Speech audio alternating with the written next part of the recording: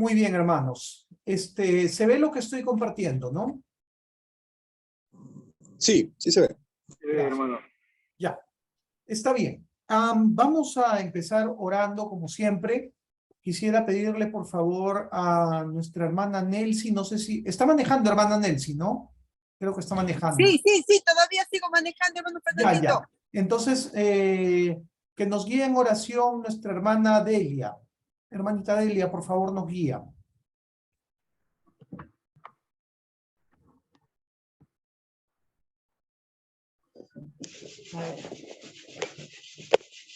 Padre bendito, en esa tarde, mi Señor, te pedimos, Padre, que tú seas quien dirijas esta reunión, mi Señor, que seas tú hablando a nuestros corazones, bendito Dios. Pedimos de tu misericordia, Padre, de tu gracia y tu sabiduría, mi Señor. Ayúdanos a entender tu palabra, mi Dios, para compartir con otros hermanos, mi Señor. Gracias por tu amor y tu misericordia. Bendice a cada uno de nosotros, los participantes, mi Dios, y a los que están por entrar, Padre bendito. Te lo pedimos en el nombre precioso de tu Hijo amado Jesucristo. Amén. Amén. Muchas gracias. Que el Señor nos guíe en esta tarde. El capítulo de hoy tiene que ver con el tema de ministrar a otros. Una cosa que enfatizó mucho el Señor fue la necesidad de que nos amemos unos a otros, que haya un amor mutuo en la iglesia. Ese amor tiene que ser práctico, tenemos que ayudarnos unos a otros, tenemos que ver unos por otros. Sin embargo, muchas veces a lo largo de la historia de la iglesia cristiana, esto no ha sido real. Han habido momentos incluso muy, ¿qué les puedo decir? Completamente anticristianos en la vida de la iglesia. Por ejemplo, momentos en que la iglesia ejercía violencia contra otras personas, ¿no? Si nosotros leemos, por ejemplo, la época posterior a la Reforma, vamos a ver que muchas veces los cristianos se enfrentaron por tener distintas posiciones doctrinales, llegando hasta a matarse unos a otros, ¿no? A torturarse unos a otros, a encarcelarse unos a otros. Cuando nosotros vemos, por ejemplo, cómo actuaron los cristianos cuando llegaron a Latinoamérica, los conquistadores, muchas veces actuaron de una manera muy cruel, ¿no? Muy dura con los que estaban siendo sojuzgados. Y esto es totalmente opuesto a lo que la palabra de Dios enseña. Cuando miramos, por ejemplo, cómo se condujeron en Estados Unidos con los esclavos, ¿no? Fue algo totalmente fuera de lugar, ¿no? O las desigualdades económicas que existen en nuestro país y en muchos otros países cristianos, donde hay una pequeña élite que vive pues, mejor que en Estados Unidos, y no exagero al decir eso, porque he estado en Estados Unidos y he visto cómo vive la gente en Estados Unidos, y acá he estado en casas yo dicto cursos y tengo alumnos que son del Newton, alumnos que son del Roosevelt, alumnos que son del San Silvestre, los mejores colegios de Lima, y he visto cómo viven, ¿no? Tienen prácticamente mansiones, ¿no? Viven mejor que muchos norteamericanos en Estados Unidos y no tienen deudas, nada, ¿no?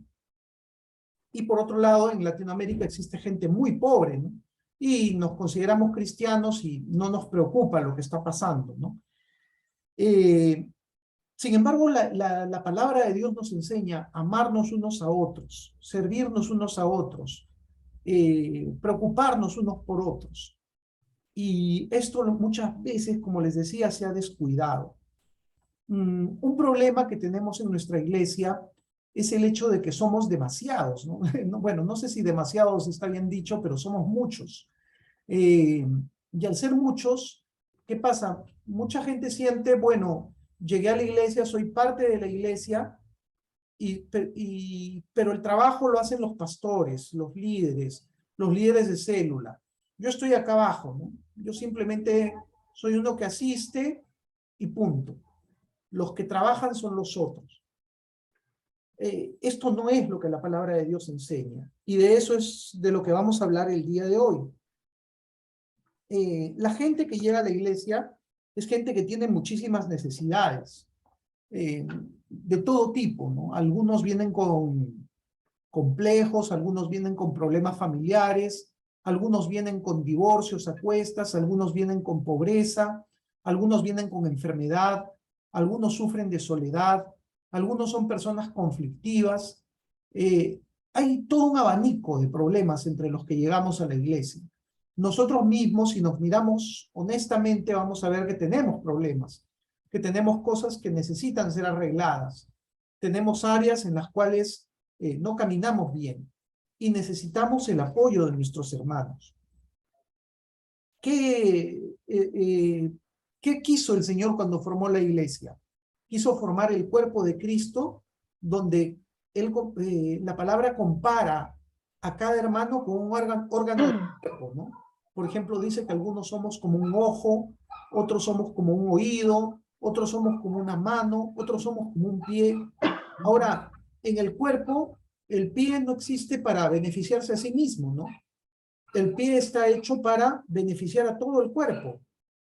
Y el ojo también sirve a todo el cuerpo, ¿no? No es que el ojo viva por sí solo. Incluso el más importante, el cerebro, está hecho para beneficiar al cuerpo. Entonces, cuando la palabra de Dios nos da esta analogía, nos enseña, tenemos dones, tenemos características con las cuales tenemos que apoyarnos unos a otros. A ver, ¿qué es ministrar a otros? Vamos a leer esta parte que me pareció muy interesante. Dice, la Biblia no da indicaciones que la tarea de ministrar a los demás se debe dejar a los pastores sobrecargados de trabajo o consejeros o algunos laicos, consejeros especialmente entrenados o a algunos laicos dedicados. El Nuevo Testamento menciona la palabra que se traduce como unos a otros y que se menciona 58 veces, generalmente en forma de exhortación. 58 veces, hermanos, se habla del unos a otros. Amaos los unos a los otros, exhortaos los unos a los otros, servíos los unos a los otros. Entonces, hay muchos pasajes que usan unos a otros. Cuando dice unos a otros, no está diciendo los pastores a los otros, no está diciendo los líderes a los otros, está diciendo todos viendo por todos, todos preocupándonos por los demás. Cuando Lutero hizo la reforma, uno de los problemas que veía Lutero era que la congregación católica de su tiempo era una congregación pasiva, y los que hacían toda la obra eran los sacerdotes, los monjes, los obispos. Ellos eran los encargados y el resto eran asistentes pasivos. Una de las cosas que empezó a hablar Lutero fue acerca del sacerdocio universal de los creyentes. Con esto él quiso decir, todo creyente es un sacerdote para los demás. Todo creyente tiene la obligación y tiene la posibilidad de servir a su prójimo. Y a esto mismo se refiere lo que estamos leyendo, ¿no? Cada miembro de la iglesia debe estar interesado en ministrar o cuidar a los demás. Esto es una enseñanza clara en las Escrituras. Por eso es que nos estamos preparando. La idea no es simplemente tener un conocimiento teórico, sino llevarlo a una aplicación práctica, que podamos servir a los demás. El siguiente párrafo también me pareció muy importante. Dice, el ministrar a los demás quiere decir demostrar un profundo interés por las demás personas, así como amar a alguien de la misma forma que nos amamos a nosotros mismos.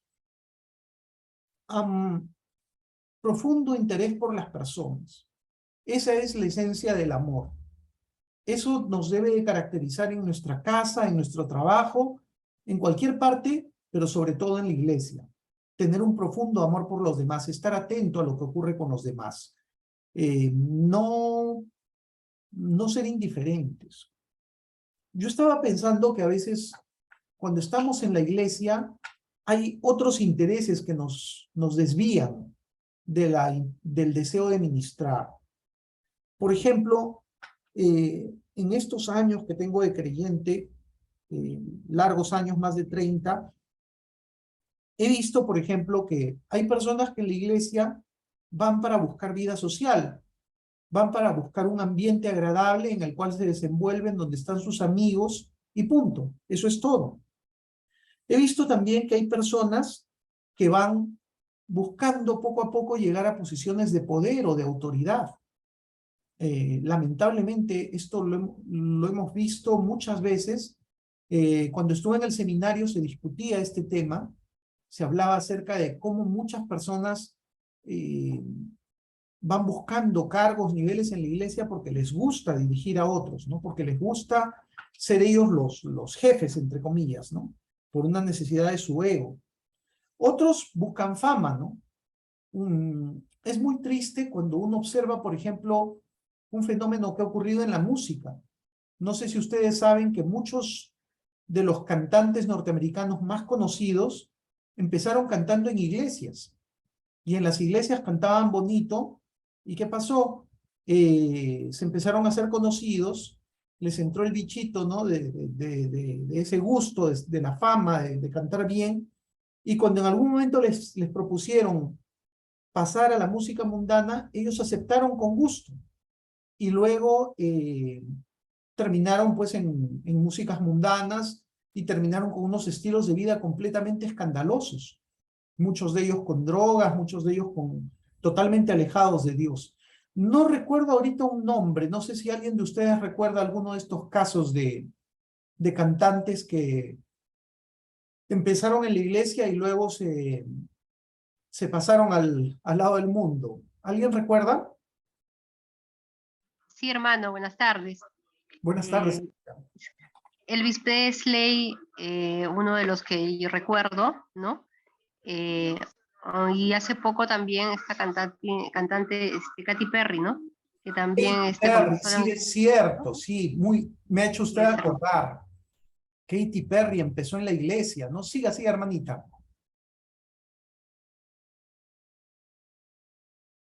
Hermanita Lucy, perdón, de que le corté, creo. Siga nomás.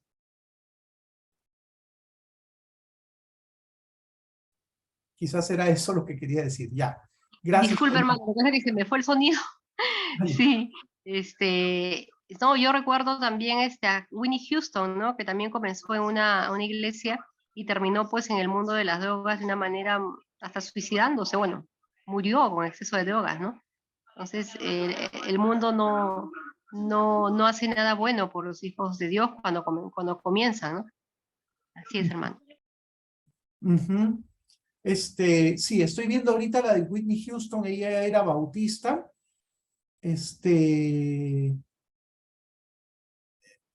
Sí, tiene razón, empezó en el coro de gospel de niños de la iglesia New Hope Baptist. Y sí, es cierto, ¿no? Ahí tenemos 3 casos, gracias hermana Lucy. 3 casos en los cuales vemos, ¿no? Que empezaron con un ministerio cristiano y luego la carne, la fama, ¿no? El afán de fama los fue trastocando, ¿no? Y eso ha ocurrido también en la iglesia a veces, ¿no? El deseo de fama. Otros se han desviado por el dinero, ¿no? Por ejemplo, se han dado cuenta que dentro de la iglesia pueden hacer negocios, ¿no? Y a veces son negocios correctos, a veces no, ¿no? Entonces han empezado a ganar dinero dentro de la iglesia, han habido escándalos al respecto, ¿no? El fundador de PTL, se me ha ido su nombre ahorita, él todo su ministerio se fue al suelo cuando descubrieron que había hecho transacciones indebidas y cuando se descubrió el lujo de su casa, ¿no? De la casa donde vivía, la mansión donde vivía, ¿no? Algunos llegan hasta el punto de querer armar imperios, ¿no? Hay algunos pastores que lamentablemente van cogiendo cada vez más autoridad y van nombrando a gente adicta y van formando como grandes pirámides donde ellos, mientras más crece la iglesia, ellos más crecen, ¿no? Porque son como emperadores, ¿no? Todas estas cosas tenemos que tener mucho cuidado, ¿no? Porque distraen, ¿no? Yo he visto también casos, lamentablemente, de gente que va a la iglesia porque utilizan la palabra de Dios como un respaldo para su carácter, ¿no? Esto lo he visto en especial en muchas señoras, ¿no? Señoras que tienen un carácter terrible y todo su carácter lo respaldan con la palabra de Dios, ¿no? No, yo soy así, hermano, porque uno tiene que ser clara defendiendo lo correcto. Hermano, yo soy así porque la palabra de Dios nos enseña a no ser complacientes con el pecado. Claro, ellas siempre ven el pecado del otro, no, no ven su propio pecado, ¿no? Y esto también hay que tener cuidado, ¿no? Otros van a la iglesia también porque les gusta hacer alguna actividad. Por ejemplo, a algunos les gusta cantar, entonces van a la iglesia porque cantan. A algunos les gusta trabajar con niños, les gustan los niños, entonces van a la iglesia y trabajan con niños, ¿no? Y están contentos porque están haciendo lo que quieren. Pero la verdad es que nada de esto debe de ser un motivo para estar en la iglesia, ¿no? El motivo fundamental para estar en la iglesia es servir a los demás, es colaborar con el cuerpo de Cristo, es preocuparnos unos por otros. Dice el texto, es más que caer bien, es consolar, demostrar simpatía o tener interés en lo que le suceda a la otra persona. Ministrar implica un interés que nos lleva a amar y hacer cosas que lo demuestren. Es tratar de entender a la otra persona. Cuando ministramos a alguien o cuando nos interesamos en alguien, buscamos descubrir sus necesidades, sus recursos, sus habilidades para satisfacerlas. Esta parte es muy interesante, ¿no? Dice descubrir sus necesidades, esto ya se habló, pero también dice sus recursos y sus habilidades. O sea, nosotros no solamente queremos curar a la persona, sino queremos ayudarla a que se desarrolle, ayudarla a que vaya más allá, ¿no? A que pueda crecer como persona y sobre todo como persona cristiana. Tratamos de ver las cosas desde el punto de vista de esa persona antes de intentar ofrecer una ayuda específica, o sea, nos preocupamos en conocer, ¿no? Ministrar significa demostrar respeto por la otra persona. No es dar consejos rígidos, criticar o hablar de alguien en forma poco refinada, sino que es la disponibilidad para sobrellevar sus cargas, es buscar la forma de ayudar a la otra persona a crecer, aun cuando ese crecimiento implique que en un momento determinado ya no necesitará de nuestra ayuda. Esto tiene que ver con lo que les hablé hace un rato de que algunos construyen imperios, ¿no? He llegado a ver, hermanos, iglesias en las cuales cuando hay un liderazgo, ¿no? Y cuando surge alguien que tiene buenos dones, se le tiene abajo, ¿para qué? Para que no eclipse a los de acá, ¿no es cierto? La Biblia es totalmente opuesta. Por ejemplo, nosotros vemos un gran líder en la Biblia, que era Bernabé. Y cuando surge Pablo, ¿qué hace Bernabé? Lo ayuda a subir. Y cuando Pablo está a su lado, Bernabé no se molesta, Bernabé está contento, porque siente, hay alguien más que está sirviendo al Señor. Y a la larga, Pablo superó a Bernabé. Y esto está bien, y eso nos debe de alegrar. A veces, cuando construimos un pequeño imperio, no queremos que nadie nos haga sombra. Entonces, si alguien puede surgir, lo tenemos abajo, ¿no? Lo mantenemos ahí.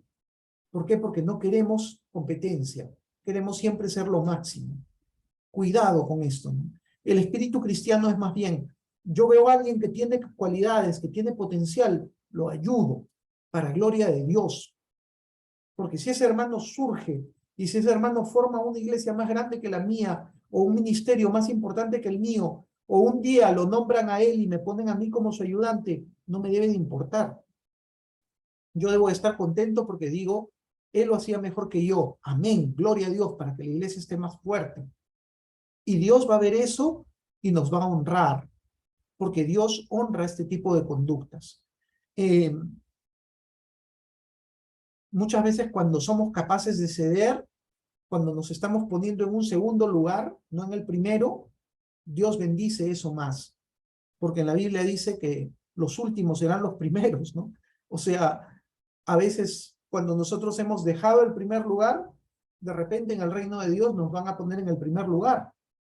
Pero si hemos anhelado aferrarnos al primer lugar, de repente también en el reino de Dios nos van a mandar al fondo. No nos sorprenda, ¿no? Bien, ¿qué más?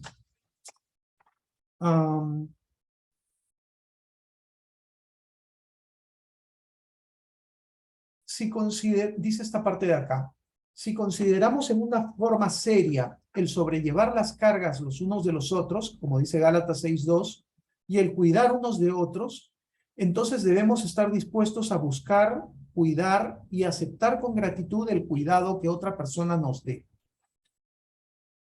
¿Les ha pasado alguna vez, a alguien le ha ocurrido que había un líder que estaba dispuesto a ayudarles a ustedes, pero que cuando alguna vez ustedes intentaron ayudar a ese líder, el líder les dijo que no necesitaba su ayuda?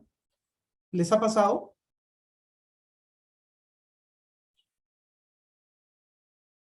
No, a nadie. Bueno, a mí sí me pasó. Una vez vino un hermano con un cargo muy importante y me empezó a contar una situación familiar, ¿no? Y me dijo, está pasando esto en mi familia.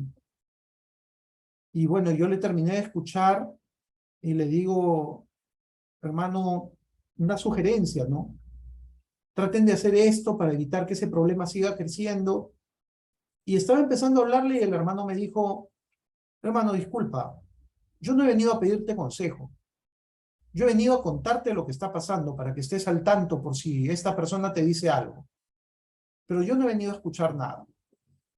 Y a mí me sorprendió, ¿no? Porque yo dije, este hermano ayuda a tantas personas, pero cuando uno lo quiere ayudar, él reacciona mal, ¿no? Cuidado con eso, ¿no? Cuidado con eso. No está bien eso, ¿no? Nosotros debemos de darnos cuenta que no por ayudar a otros somos superiores a otros. Nosotros también necesitamos consejo, necesitamos ayuda, necesitamos oración, necesitamos reprensión, porque todos fallamos, hermanos. Cuando como cristianos ponemos líderes que son perfectos, que nadie les puede decir nada, estamos mal. Por eso es que a veces vemos que hay líderes cristianos fuertes que se derrumban, ¿no? Se derrumban y acaban mal. ¿Por qué? Porque nadie podía decirles nada, ¿no? Nadie podía señalarles un error. Como eran los líderes máximos, eso no está bien. Muy bien, de todo lo que hemos hablado, ¿alguien tiene algún comentario, algo que quisiera agregar? Sí, hermano, un poco trayendo a colación lo que usted señala, en el caso, por ejemplo, creo que todos hemos escuchado el predicador Rabí Zacarías. Se dice, lo que comentan es de que él, antes de, bueno, de tener toda esta situación que al final se descubrió, él no permitía que le llamaran o le objetaran algo, ¿no? Se molestaba y no permitía un poco la supervisión. Yo creo que esa fue una de las razones por las cuales ese líder, ¿no? Tan apreciado por muchos, cayó, porque creo que todos debemos ser animados, exhortados, corregidos, ¿no? De tal manera de que no podamos perder de vista nuestra misión, porque ya a esos niveles Satanás es muy astuto, ¿no? Y creo que todos necesitamos una supervisión, ¿no? Nadie está exento porque nadie es perfecto, ¿no? Y yo creo que, como usted dice, hermano, debemos tener siempre cuidado, ¿no? De ser también receptivos a lo que nos puedan decir, no intolerantes, ¿no? Yo creo que eso es lo que podía compartir, ¿no? ¿Alguien más, hermanos?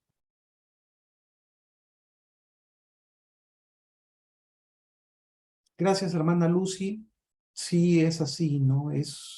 Y algo que vemos en la Biblia, algo que ya lo mencioné antes, pero lo quiero remarcar, algo que me encanta de la Biblia es que la Biblia es un libro que no muestra gente perfecta, ¿no?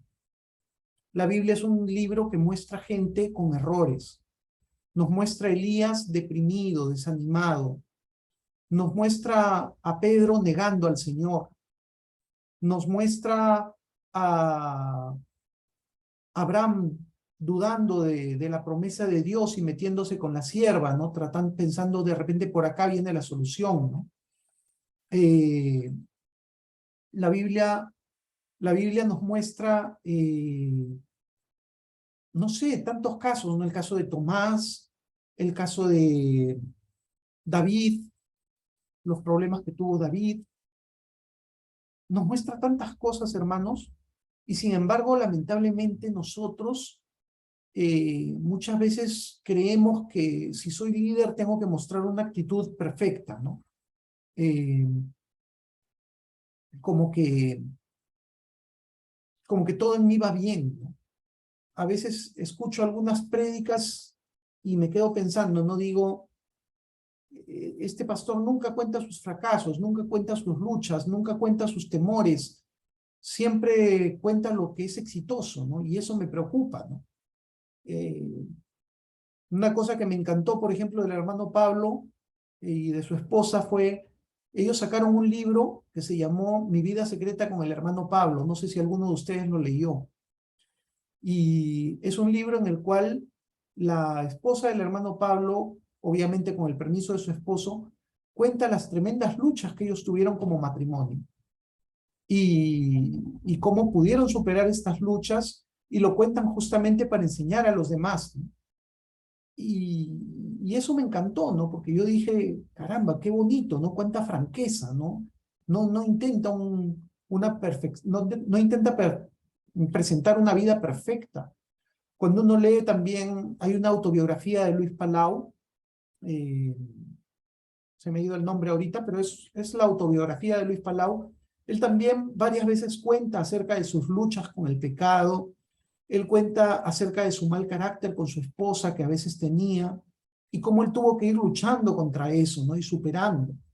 Eh, Presentarnos como perfectos no ayuda, hermanos. Cuando un consejero se presenta a sí mismo como un hombre con faltas, como un hombre o una mujer con debilidades, esto da más confianza para que la gente nos hable, ¿no? Porque la gente no ve a un perfecto, ¿no? Que nos está juzgando desde arriba a los pobres insectos necesitados de su consejo, si no se da cuenta, ah, no, este es mi hermano, ¿no? Este es mi hermano que tiene luchas como yo, solo que está más cogido del Señor, solo que está más fuerte, solo que tiene más experiencia, ha tenido más victorias, pero todavía sigue en lucha y me va a comprender, me va a ayudar. Yo le puedo contar confiadamente mis problemas. Esto se aplica también a los padres, ¿no? Cuando los padres se presentan como perfectos ante sus hijos, esto causa terribles consecuencias, porque a veces los hijos se dan cuenta de las fallas de los padres y dicen, ah, mi papá es falso, porque mi papá se presenta como perfecto, pero él hace esto, él miente, él a veces no cumple con la ley, él a veces no hace todo lo correcto, él a veces se distrae en el culto y sin embargo a mí me reclama todo. ¿Cuán distinto es el papá que le dice a su hijo, hijo, esto es lo correcto y tenemos que luchar? Yo te entiendo, yo también tengo problemas, yo también tengo mis luchas, pero tenemos que esforzarnos para agradar al Señor. Es muy distinto el enfoque, hermanos. Entonces, tenemos que, por tanto, si, volviendo al tema, no solo aceptar nuestros errores, sino aceptar con gratitud, lo que dice acá, ¿no? Aceptar con gratitud el cuidado que otra persona nos dé. Bien, sigamos avanzando. Características de la persona que ministra a otra. Bueno, primeramente, un amor práctico, compasivo, sensible, paciente y proveedor. Yo creo que no vale la pena detenernos mucho aquí porque esto es algo que es bastante obvio, bastante evidente. Paciencia. Esto sí hay que remarcarlo. Hay personas, hermanos, que en una consejería cambian. Hay personas que necesitan 5 consejerías, hay personas que necesitan años de consejería y hay personas que nunca vamos a ver su cambio. Y tenemos que tener paciencia. Tenemos que tener paciencia. ¿Y qué es lo que más nos ayuda a tener paciencia? Mirarnos a nosotros mismos y darnos cuenta que nosotros hay cosas que no superamos en tantos años de vida cristiana que tenemos. O sea, no sé, yo tengo más de 30 años de creyente y hay cosas que todavía sigo, como dice la canción, no tropecé de nuevo con la misma piedra, ¿no? Sigo repitiendo las historias, ¿no? Tenemos que tener paciencia con la gente.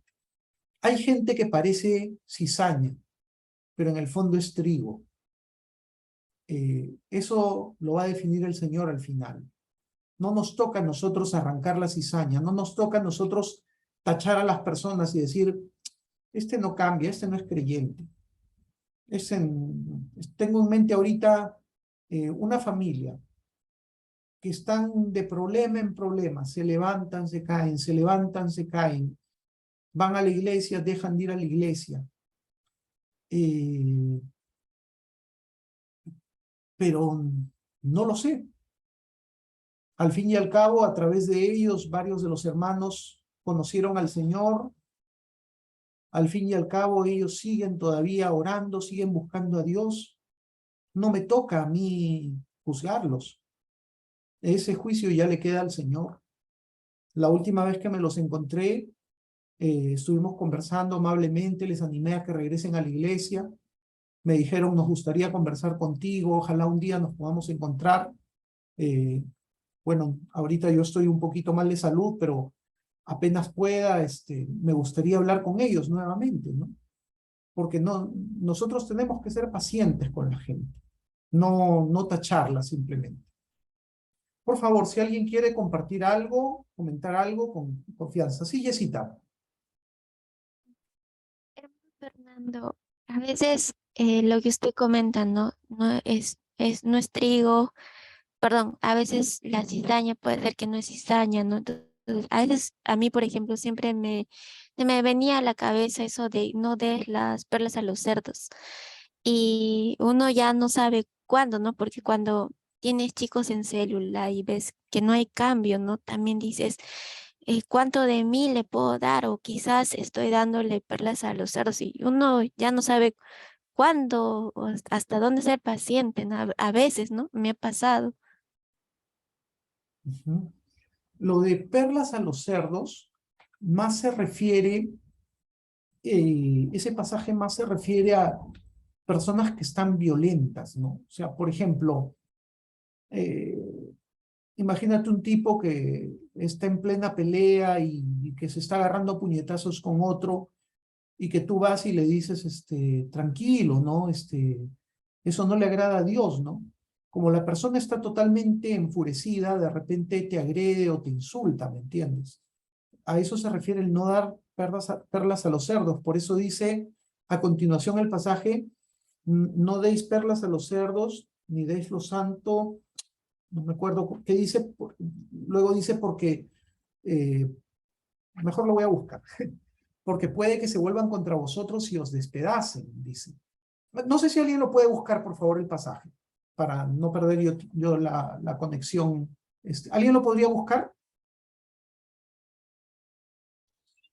Referente al pasaje de no 7:6. dar perlas a los Sí, cerdos. las perlas a los cerdos, sí, sí, Ya, Gustavo. ya. Mateo 7:6. Ya lo he encontrado.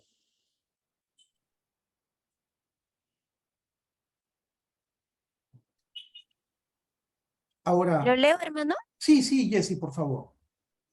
Allá dice, no, ay, bueno, en otra versión, no den lo santo a los perros ni echen sus perlas delante de los cerdos, no sea que las huellen con sus patas y volviéndose los despedacen a ustedes. Ajá. O sea, no vaya a ser que pisoteen las perlas que ustedes le están tirando, les están dando, y luego los despedacen a ustedes, los ataquen. O sea, la persona que está enfurecida, que está fuera de sí, que está borracha, drogada, y nosotros vamos a hablarle de la palabra de Dios, va a despreciar lo que le digamos y probablemente nos va a agredir. A eso se refiere. Ahora, sí es cierto, Jesse, que también hay casos en los cuales nosotros ya vemos conductas demasiado descaradas, ¿no? Y tenemos que tomar ciertas medidas, ¿no? Porque vemos una práctica del pecado en la vida de la persona, ¿no? Una práctica descarada, ¿no? Del pecado.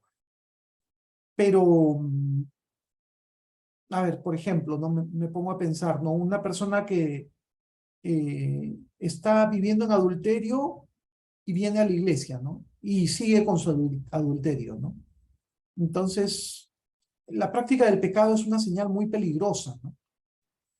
Eh, pero ¿qué hacemos, por ejemplo, con el que no congrega regularmente y luego después de no congregar viene de nuevo a la iglesia? ¿Cómo lo recibimos? ¿Cómo actuamos? Es una situación un poco distinta, ¿no? Por más que las dos cosas sean pecado. Incluso aquel que vive en adulterio, tenemos que tenerle paciencia. No sé si se acuerdan ese caso que se narra en Primera de Corintios 5, me parece que es. A ver, déjenme buscarlo, por favor. O si alguien... No, mejor yo lo voy a buscar rapidito. En Primera de Corintios 5 se cuenta un caso en el cual el apóstol Pablo... Sí, a ver, vamos a ver.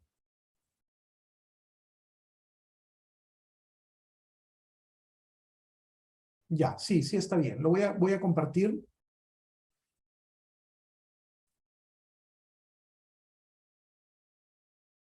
Ya.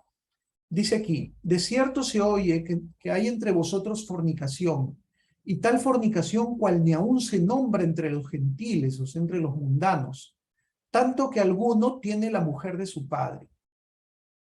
Entonces, Pablo había encontrado en la iglesia de Corinto este caso, no había escuchado que había un hombre que estaba conviviendo con la esposa de su papá. Entonces, Pablo dice, en el nombre del Señor Jesucristo, reunidos vosotros y mi espíritu con el poder de nuestro Señor Jesucristo, el tal sea entregado a Satanás para la destrucción de la carne, a fin de que el espíritu sea salvo en el día del Señor Jesús.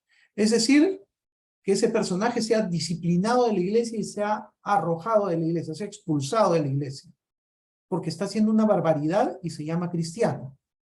Sin embargo, en 2 Corintios,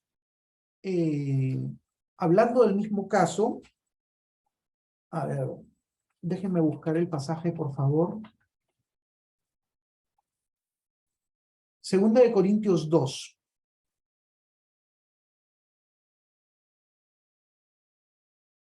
En 2 Corintios 2, a ver, ahorita lo estoy ubicando. ¡Ay! Lo encontré en inglés. Un ratito.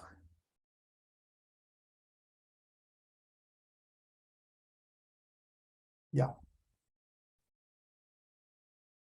¿Qué le pasó? Ahí tengo que darle a buscar. Ya.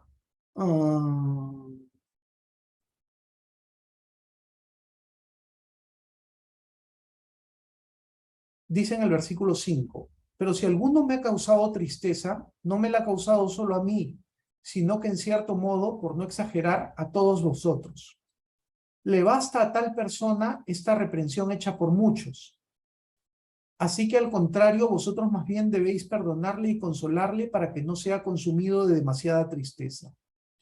Muchos opinan, muchos de los exégetas principales opinan que esta persona de la cual habla Pablo, que había causado tristeza a todos y que había sido reprendida por muchos, ahora debía de ser perdonado, piensan que es la misma persona que había estado antes con la mujer de su padre, que esta persona después de ser expulsada de la iglesia se arrepintió, dejó esta conducta y vino pidiendo perdón a la iglesia. Entonces Pablo dice, vosotros más bien debéis perdonarle y consolarle para que no sea consumido de demasiada tristeza.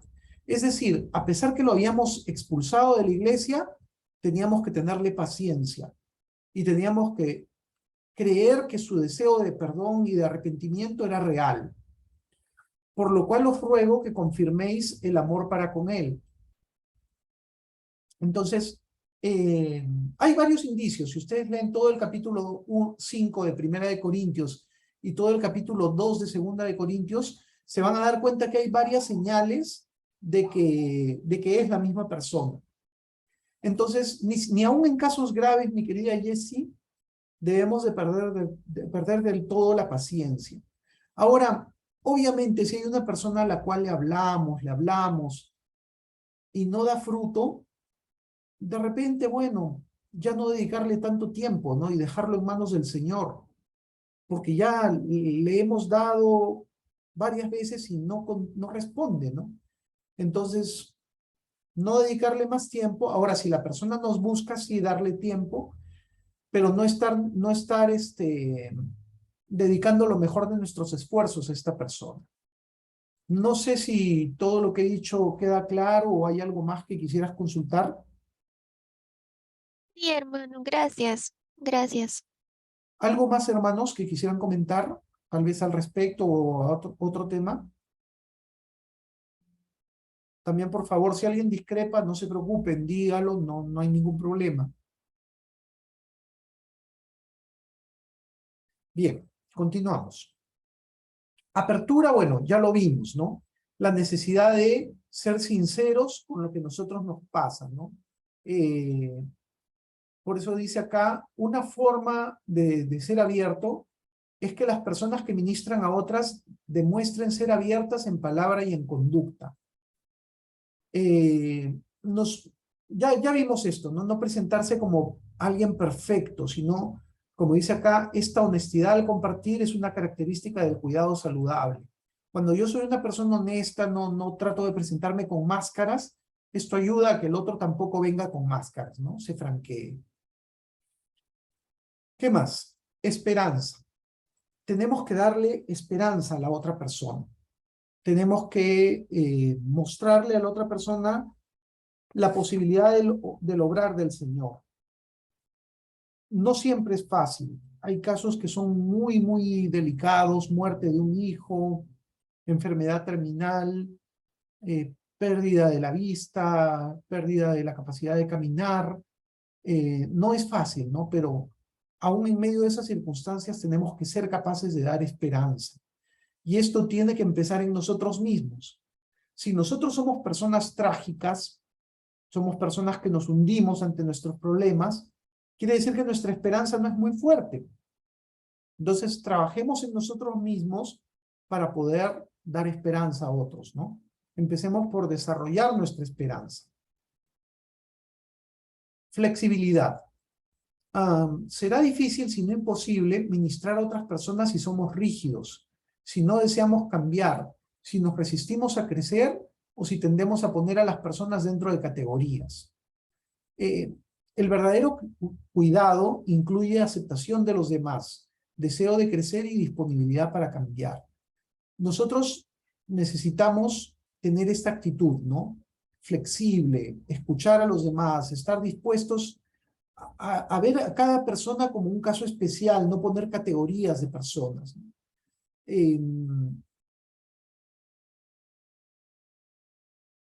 Cada persona es distinta.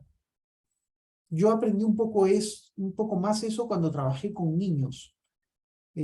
Habían niños que eran de un carácter, otros de otro, ¿no? Y a veces los niños que eran catalogados como terribles, me acuerdo 2 hermanitos, bueno, puedo mencionar su apellido, los hermanitos Santa Cruz, eran la pesadilla de la escuela dominical en la iglesia donde yo iba.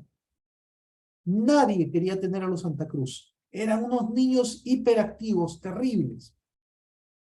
Me acuerdo una vez yo estaba presentando mi clase acerca de David y Goliat y estaba empezando a hablar y de repente uno de los Santa Cruz, esa historia, que Goliat era un gigante y David cogió su onda y lo mató de una pedrada.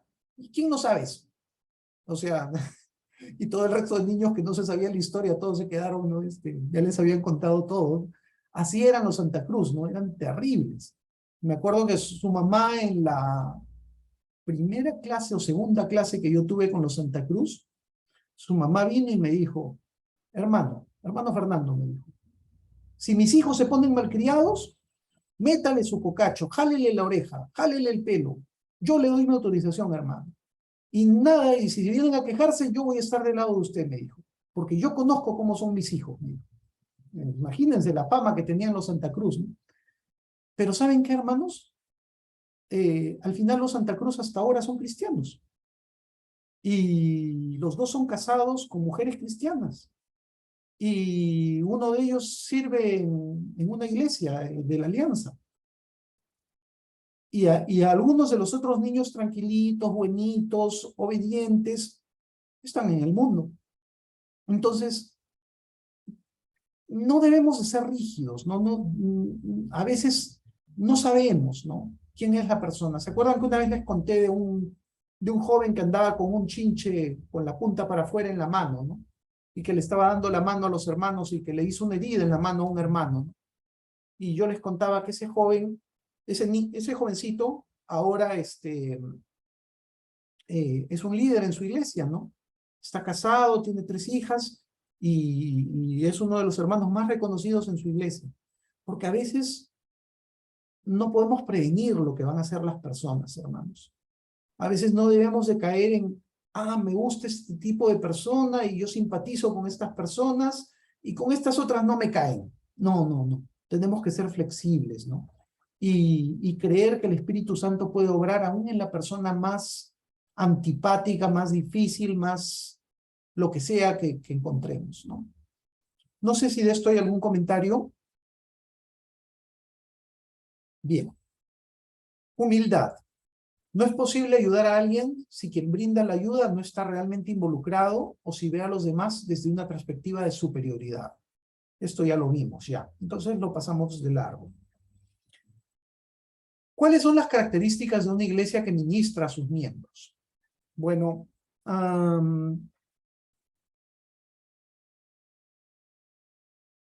habido dos. Bueno, mencionamos al principio que la gente llega con soledad, llega con vacío, con fracasos familiares, etc. La iglesia ha tenido dos extremos. Dice, en ocasiones hemos estado involucrados en acción social en donde casi se ha excluido el ministrar las necesidades espirituales. Muchas iglesias en Estados Unidos, sobre todo en el norte de Estados Unidos, se fueron por este lado. Hicieron orfanatos, hicieron comedores para dar de comer a la gente pobre, empezaron a trabajar con la gente más miserable, dándoles oportunidades de trabajo. Hicieron una muy linda acción social, pero no predicaron mucho la palabra de Dios. El gran problema que hubo fue que poco a poco las iglesias del norte de Estados Unidos se empezaron a volver iglesias liberales, iglesias en las cuales, bueno, como ellos todo lo veían amor práctico, decían, bueno, si alguien se divorció, ¿qué importa? Igual es parte de la iglesia, ¿no? No hay ningún problema, ¿no? Alguien es homosexual, no importa, ¿no? Hay que aceptarlo, ¿no? Alguien es, alguien no cree en toda la palabra de Dios, no importa, hay que aceptarlo porque, bueno, pues él tiene sus dudas, ya, ¿qué se va a hacer?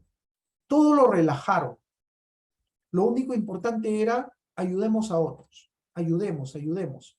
Pero palabra de Dios no había como fundamento. Estas iglesias son las iglesias que en la actualidad tienen pastores homosexuales, aceptan el matrimonio gay, aceptan el lesbianismo, algunas de ellas incluso aceptan el aborto. ¿Por qué? Porque todos se centraron en hay que ayudar a otros. Por otro lado, las iglesias del sur de Estados Unidos eran iglesias mucho más apegadas a la palabra de Dios. El problema fue que cuando las iglesias del norte se empezaron a preocupar mucho por el aspecto social, por eso en el norte de Estados Unidos las iglesias empujaron mucho a que se parara la esclavitud. En cambio, las iglesias del sur no querían meterse en asuntos sociales. Las iglesias del sur, por ejemplo, respaldaban la esclavitud. Y era muy contradictorio, ¿no? Porque las iglesias del sur creían en la palabra de Dios fuertemente, pero como no se metían en el tema social, no tocaban el tema de la esclavitud. Y es más, apoyaron la esclavitud muchas veces. Y esto que llevó a iglesias que tenían cultos muy bonitos, prédicas muy bonitas, pero no se preocupaban por el aspecto material de las personas. Las dos posturas son erradas. Una iglesia tiene que centrarse en la palabra de Dios, pero como consecuencia de que conoce la palabra de Dios, tiene que servir a su prójimo. Tiene que ver qué hago para ayudar a mis hermanos que están en necesidad, qué hago para ayudar a los pobres, qué hago para ayudar al que está con problemas mentales, qué hago para ayudar a la persona que se ha quedado sin trabajo. Debemos de preocuparnos también por ese lado. No se trata simplemente de palabra de Dios y fuera de eso nada. El Señor Jesucristo, dice acá, predicó el evangelio y ministró en formas prácticas las necesidades de las personas. O sea, nosotros no vemos al Señor solamente predicando. Lo vemos al Señor sanando. Lo vemos al Señor acompañando a las personas que eran despreciadas. Por ejemplo, el Señor se relacionó con los samaritanos, con los publicanos. Hay pasajes donde nos muestra que el Señor escuchó o ministraba a prostitutas, ¿no? Una de las reconvenciones, de las acusaciones que se le hacían al Señor, para con publicanos y con prostitutas. Y Y el Señor se preocupaba por esa gente, ¿no? Que era la gente, digamos, de menor nivel social, que estaba más abajo en la jerarquía social. Entonces, la iglesia tiene que ser íntegra, ¿no? Mirar la palabra de Dios, pero también preocuparnos por las situaciones que ocurren, ¿no? Y nosotros hemos venido de una escuela un poco del sur de Estados Unidos y un poquito tenemos que tener cuidado con eso, ¿no? Porque nosotros podemos a veces estar descuidando el plano social de las personas, ¿no? Hasta acá no sé si hay algún comentario, si todo quedó claro o algo que no se entendió.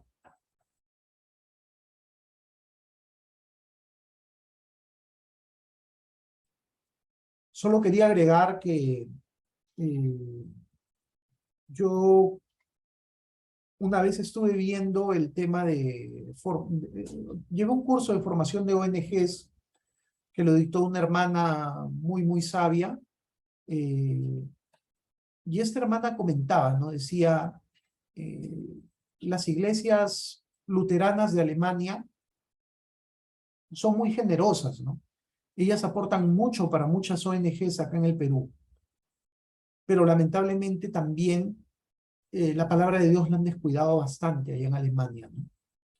Y si bien es cierto, han hecho mucho bien, lo siguen haciendo esas iglesitas, eh, a la larga se han muerto esas iglesias, porque el trabajo social sin palabra de Dios destruye a la iglesia. Pero por otro lado también, solo la palabra de Dios, pero sin un trabajo social, sin preocuparnos por el prójimo, no es algo que agrade a Dios, ¿no? Y como iglesia latinoamericana tenemos que preocuparnos mucho de eso. Bien, características de una iglesia que ministra a sus miembros. Bueno, algunas características que se ponen acá son un poco obvias. Por ejemplo, deben de ser creyentes, sujetos al Señor, etcétera. Los líderes, hombres y mujeres de Dios, que demuestran un amor genuino por los demás. Los servicios de adoración deben de ser cristocéntricos, interesados en las necesidades. Muchas de las cosas que se mencionan acá son, eh, ya las hemos visto en mayor o menor medida. Quiero ir al punto 9.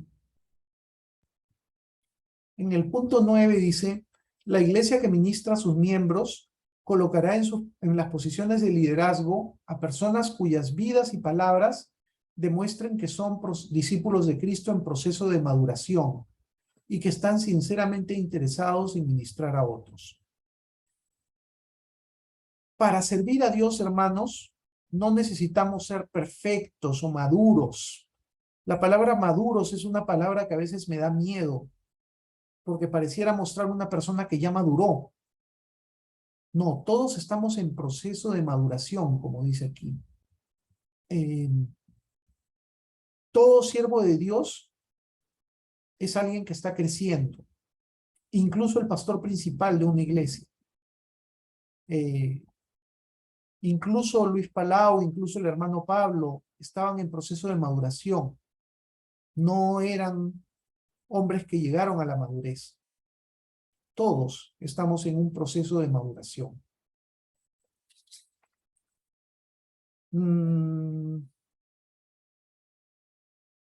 Bueno, creo que con esto hemos terminado lo fundamental que quería revisar de este capítulo del libro. Y antes de pasar al siguiente, donde vamos a empezar a hablar de la consejería prematrimonial, creo que sería bueno, como siempre hacemos, tomar un pequeño break de unos 5 minutos. ¿Está bien, hermanos? Y en unos 5 minutos nos reencontramos. ¿Les parece? Sí, hermano. Sí. Ok, en 5 minutos empezamos. Gracias. Chao.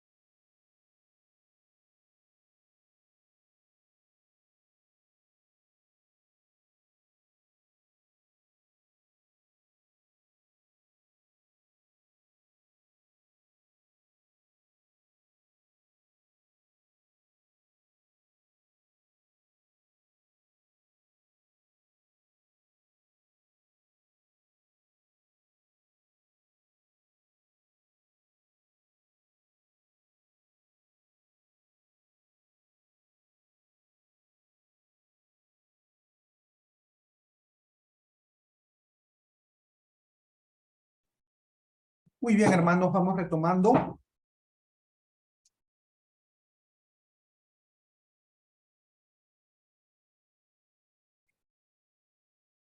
No sé si están o no están. Hermano, ¿tú estás preguntando? Ah, no. Sí, estamos. Sí, gracias. Estamos acá presentes. Gracias, Lucho. Gracias, Presente, hermanito. gracias, hermanita Delia. Bueno, vamos preparándonos entonces para reiniciar.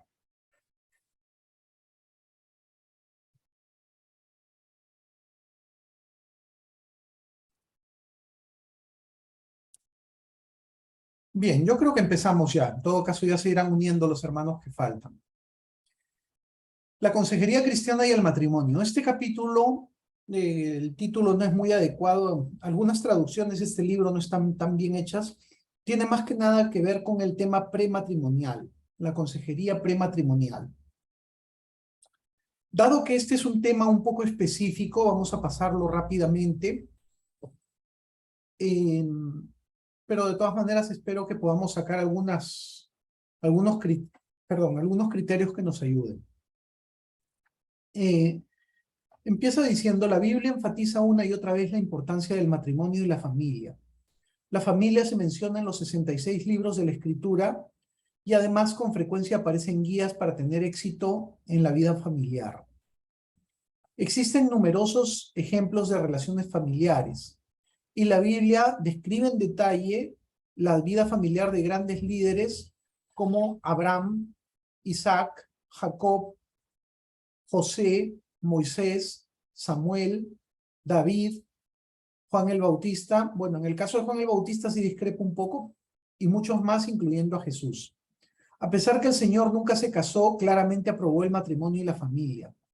Realizó su primer milagro en una boda y enseñó que el matrimonio cristiano ideal incluye una larga vida de unión, en la cual dos personas llegan a ser una.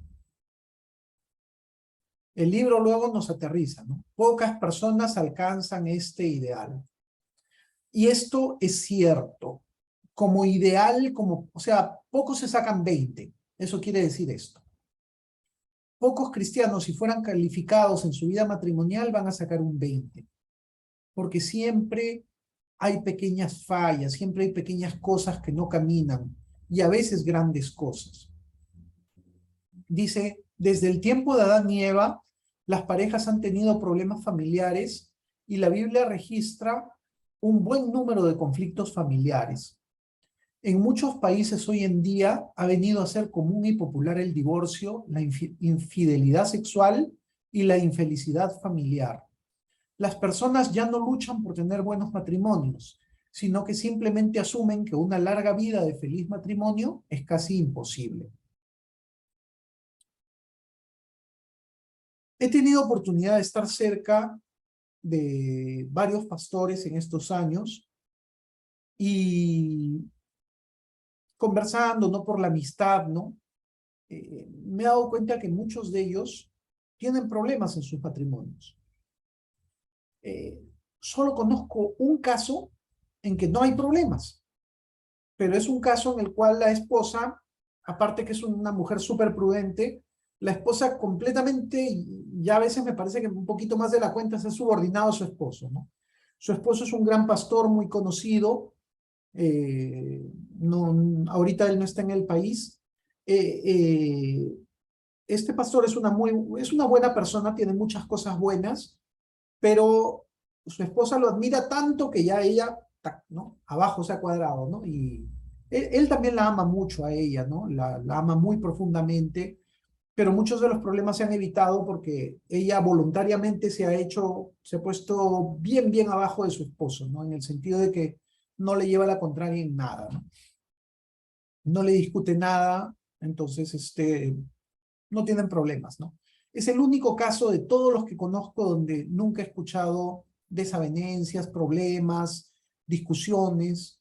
Y si esto pasa con los pastores, que son como la élite, ¿no?, de los cristianos, porque para ser pastor se elige una persona que es madura, una persona que tiene buena base cristiana, Muchas veces a los pastores se les anima bastante a casarse con mujeres fuertes en la fe.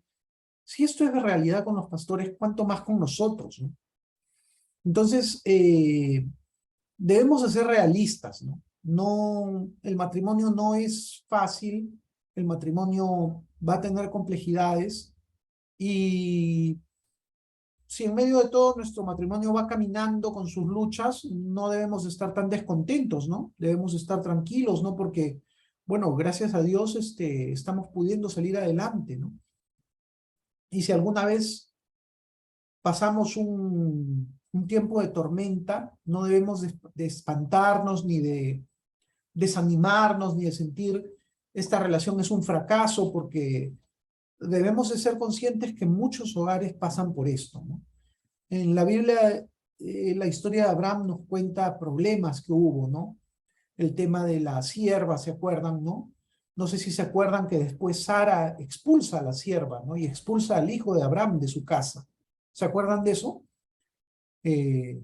Esa pobre mujer que prácticamente no la escuchamos hablar en la Biblia, no se narran sus palabras, que parece ser una mujer callada, una mujer sumisa, se termina yendo con su hijo, ¿no? Y prácticamente son dejados al abandono, ¿no? En el caso de Isaac, vemos los problemas que tuvo con su esposa respecto a sus hijos, ¿no? A Esaú y a Jacob. Sabemos que Isaac amaba a Esaú y Rebeca amaba a Jacob. Y terminan engañándose, bueno, perdón, Rebeca termina animando a Jacob a engañar a su padre, ¿no? Etcétera, ¿no? Jacob tuvo problemas, ¿no? Sus dos esposas, Lea y Raquel, no se llevaban bien, ¿no? Habían problemas entre ellas, habían discusiones, pugnas. Los hijos de Jacob terminaron con problemas entre ellos. Sabemos que al final lo terminan expulsando a José, ¿no? Moisés también tuvo sus problemas con su esposa, aunque eso es un poco más rebuscado y parece que fue un problema puntual. Samuel tiene problemas con sus hijos. Los hijos de Samuel no siguen el camino de rectitud de su padre, ¿no? Por eso cuando Samuel considera poner a sus hijos como jueces, el pueblo le dice que no los ponga, ¿no? Que sus hijos no andan en sus caminos, ¿no? David tuvo problemas familiares también, sus hijos se enfrentaron entre ellos, sus hijos tuvieron fuertes conflictos. David se casa inicialmente con una de las hijas de Saúl. Se me ha ido el nombre ahorita de la hija de Saúl con la cual se casa David. Y David tiene problemas con ella, ¿no? David, cuando vemos la relación, no fue buena con ella. Entonces, en la Biblia los casos que vemos no son precisamente perfectos, ¿no? Hay problemas, hay luchas, hay conflictos. Entonces, no debemos de asumir que vamos a llegar a una perfección, a un 20, ¿no? De calificación en nuestro matrimonio. Pero sí también, tampoco eso significa que, bueno, todos los matrimonios son infelices, yo también seré infeliz. No, no estamos diciendo eso. Estamos diciendo que todos los matrimonios tienen problemas, pero que es nuestro deber luchar, como dice acá, para tener buenos matrimonios. No asumir simplemente que un buen matrimonio es imposible, ¿no? Si mi matrimonio está en 0,8, yo debo luchar para que mi matrimonio tenga 11. Si mi matrimonio está en 11, yo tengo que luchar para que mi matrimonio esté en 14. Y si está en 14, me esforzaré para que tenga un 17. O sea, siempre esforzarse por mejorar el matrimonio. Ahora, cuando nosotros vemos una pareja en problemas, dice aquí, la consejería matrimonial casi siempre es difícil.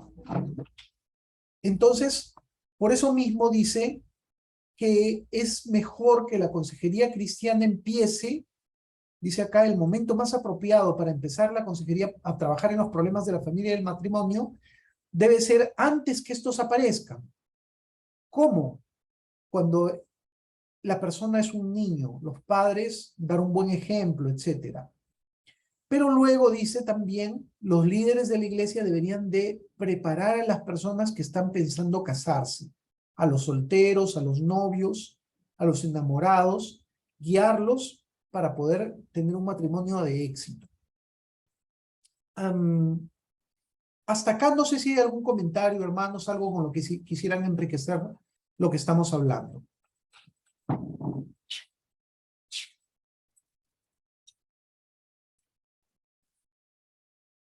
Ok, seguimos. El autor va a dar algunas metas para ver el tema del matrimonio. El primer, perdón. Ya. El primer punto es determinar si se está listo para el matrimonio. Y para determinar si las personas están listas para casarse, él menciona 5 razones. 1, ¿cuáles son las razones para casarse de la persona? ¿Por qué se quiere casar? Hay personas que se quieren casar porque sí, ¿no? Porque se quieren casar, no porque ya es el tiempo, no porque ya tengo edad, etcétera, ¿no? Hay personas que lo hacen para satisfacer deseos sexuales, como dice acá, ¿no? Un deseo de compañía sexual. Hay personas que se casan por conveniencia. Hay personas que se casan para escapar de su casa. Ya estoy harto de mis padres, me voy a casar y me escapo de acá, ¿no? Tener cuidado con todo eso. No me caso para no estar solo, no me siento solo, me voy a casar. Recordar que si bien es cierto, todas estas razones tienen algo de validez, no pueden ser la razón principal por la cual nos casamos. Tenemos que casarnos porque amamos a la otra persona y porque queremos vivir una vida junto con la otra persona sirviéndola, apoyándola, acompañándola. No un matrimonio meramente por una de esas razones que mencionamos. Tenemos que ser conscientes que me caso porque es la voluntad de Dios para mi vida y que estoy dando un paso delicado, ¿no? Segundo, la similitud de trasfondos. A partir de acá, ya yo empiezo a discrepar un poco con el libro. Porque el libro dice, la pareja debe ser pareja, no debe ser dispareja. ¿A qué va? Por ejemplo, un matrimonio tiene más probabilidades de éxito cuando una pareja tiene intereses y valores similares. A mí me gusta trabajar con niños y a ella también le gusta trabajar con niños. A mí me gusta la comida criolla y a ella también le gusta la comida criolla. A mí me gusta el cine, las películas y a ella también le gustan las películas. A mí me gusta estar en casa, a ella también le gusta estar en casa, etc. Ella es profesional, yo también soy profesional. Valores similares, intereses similares, un nivel similar, la pareja es pareja. Sin embargo, ¿por qué digo que discrepo con esto?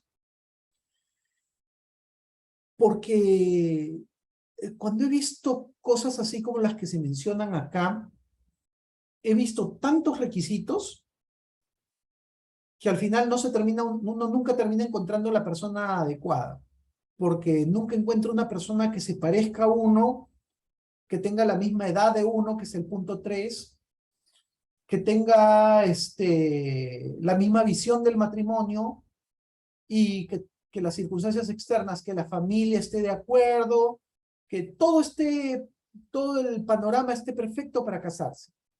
Si uno busca todo eso, probablemente nunca va a encontrar con quién casarse.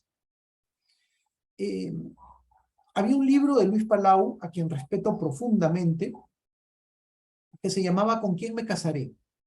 Y Luis Palau mencionaba 13 puntos para considerar. Y yo creo personalmente que cometí el error de fijarme mucho en esos puntos. O sea, yo estaba mirando, cumple esto, cumple aquello, cumple el otro. No, mejor no. Y esta de acá cumple, pero no cumple esto ni esto. No. Y por estar pensando así, dejé pasar buenas oportunidades. Y bueno, acá estoy. Recuerdo que una vez el pastor Sobero cuando pastoreaba en la zona 11, él dijo que él había leído el libro de Luis Palau después de haberse casado. Y él decía, vi los 13 puntos y me puse a evaluar y encontré que con Lirio solamente teníamos, creo que 7, dijo, puntos en común, ¿no? Puntos buenos, ¿no? Los otros 6 no estaban, ¿no? Y sin embargo, hemos formado una familia estable, sólida, con nuestras luchas, pero acá estamos, ¿no? Ya tienen, creo que son como 30 años de matrimonio que tiene el pastor, tiene 2 hijos que están en los caminos del Señor, o sea, las cosas fueron bien, ¿no? Y él decía, no cumplimos todos los puntos, ¿no? Por eso digo que discrepo un poco con estos puntos de acá del libro, ¿no? Porque yo sé que son hechos con una muy buena intención, pero lamentablemente no es tan práctico, ¿no? A veces conocemos una persona que tiene un nivel económico completamente distinto al nuestro, ¿no? O un nivel intelectual, ¿no? Me acuerdo, un buen amigo mío se enamoró de una chica que era profesional, le iba bien económicamente, ella era médico. Él, en cambio, no tenía profesión, estaba ahogado en deudas, hacía trabajos eventuales, pero se casaron y les ha ido bien. No ha habido problemas, ¿no? Conozco parejas en las cuales hay fuerte diferencia de edad y han estado bien, ¿no? Y me acuerdo una hermana que su esposo ya falleció, su esposo le llevaba 22 años. Y una vez, bueno, por una circunstancia estuve conversando con ella al respecto, y esta hermana me decía, ¿no? Fernando, lo único que te puedo decir, me dijo, es que si a mí me dijeran, ella me dijo esto cuando su esposo ya había fallecido, si a mí me dieran la opción de volver atrás, yo lo volvería a hacer, me dijo, porque yo fui muy, muy feliz con Jorge. Él fue lo mejor que me pudo haber pasado en la vida. Y se llevaban 22 años. ¿Que los fastidiaban? Sí, los fastidiaban. A veces iban a un restaurante y para su hija, ¿qué va a pedir? A veces en la reunión de matrimonios de la iglesia donde estábamos, eso fue en otra iglesia, los fastidiaban, ¿no? Ahí llegó Jorge con su hija, ¿no? Y entre los grupos de matrimonios, ¿no? Se bromeaban, ¿no? Entonces, pero ahí fueron, ¿no? En cuestión de intereses, más bien hay hasta una frase que dice, los polos opuestos se atraen, ¿no? A veces una persona que es inquieta le gusta a una persona tranquila porque esa persona tranquila le da paz, ¿no? Y a la persona que es tranquila le gusta a la persona inquieta porque le pone sazón a la vida, ¿no? A veces vemos que un conversador se casa con una callada, porque a veces somos así, ¿no? Nos gusta alguien distinto, ¿no? Y claro, ¿eso puede llevar a problemas? Claro, pero también puede llevar a problemas cuando los dos son conversadores, ¿no? Porque a veces, oye, pero quiero que me escuches, sí, pero yo te quiero contar algo, ¿no? Me acuerdo un amigo, él se llama Samuel, y él me dijo, no, su esposa era bien tranquilita, ¿no? Y Samuel era muy hablador, ¿no? Y Samuel me dijo, una cosa que me encanta de mi esposa es que a mí me gusta que me escuchen y ella siempre me escucha, me decía, ¿no? Entonces, no siempre tenemos que buscar que la pareja sea pareja, ¿no? A veces la pareja puede ser dispareja y caminar. Entonces, por eso en este tema tengo un poquito de cuidado. Claro, con prudencia, ¿no? Con prudencia, porque también mezclar a dos personas completamente distintas no es sano, ¿no? No es sano para nada, ¿no? Puede haber grandes problemas, ¿no? Si metemos a dos personas que son radicalmente distintas. Pero elementos de diferencia siempre va a haber, elementos de disparidad siempre van a haber. Y eso no puede ser un freno tampoco para que, si hay un amor sincero, si hay madurez cristiana, que son cosas, bueno, madurez relativa, ¿no? Ya lo hemos dicho, ¿no?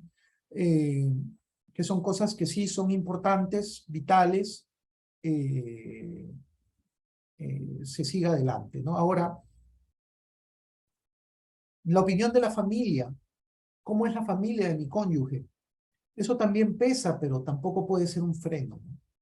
A veces Puede ser que la familia del cónyuge sea una persona, sean personas completamente problemáticas, pero eso no significa que yo no me pueda casar con esa persona. ¿Hasta aquí algún comentario? Supongo que varios.